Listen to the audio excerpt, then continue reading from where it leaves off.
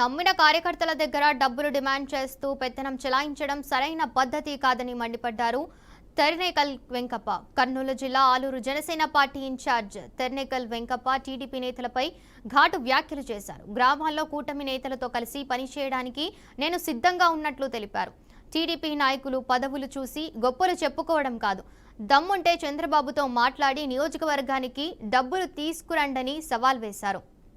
ఆలూరు నియోజకవర్గ పరిస్థితులపై జనసేన అధినేత డిప్యూటీ సీఎం పవన్ కళ్యాణ్ దృష్టికి తీసుకువెళ్లి నియోజకవర్గానికి నిధులు తీసుకొస్తామన్నారు.